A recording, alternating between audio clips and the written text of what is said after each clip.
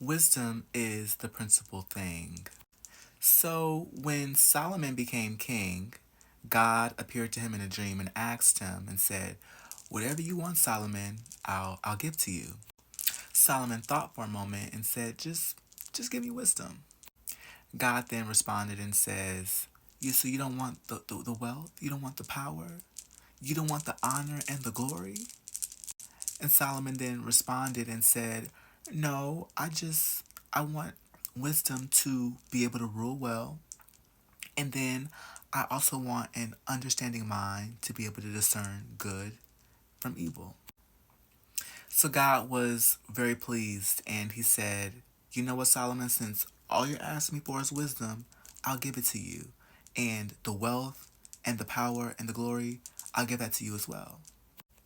So what I like about the story of King Solomon is how he ultimately characterized wisdom is in Proverbs chapter 4, verses 5 through 9, he talked about wisdom through the personification of a woman.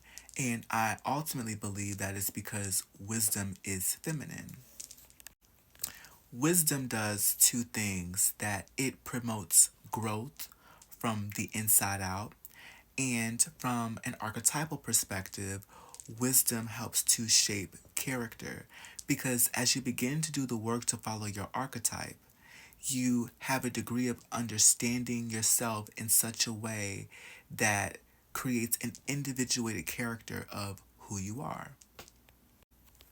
From a motherist perspective, you would say that wisdom safeguards you, it preserves you, it keeps you, and it ultimately grows with you. In Proverbs 4, verses 9, it talks about how wisdom will offer you an ornament of grace and how she will put about a crown of glory on your head. And one of my spiritual leaders, Carolyn Miss, she uses this analogy all the time. She says, what you do is you take the jewels, right? You take the jewels that wisdom has to offer you and then you wear them about your crown. We've all heard the analogy where they say, like, it's like a light bulb went off in my head. I actually think that the light, the light bulb going off in your head is consciousness, right? It is this expansion of consciousness. But in reality, the way I like to think about it from, the verse from verse 9 is that that light is just the twinkling of the ornaments of grace, of the jewels that you have acquired along the way, of how you understand yourself within this sacred field of life. So that twinkling is the light. That is your consciousness. That's how you understand yourself as an individuated person.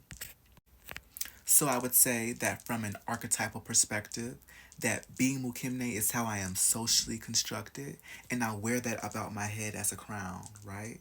That from Yoruba spirituality, I understand that I have an Ori, My Ori is leonine, my conscious is leonine, and I take the jewels that I learn along the way about myself and I wear them in my crown on top of my head.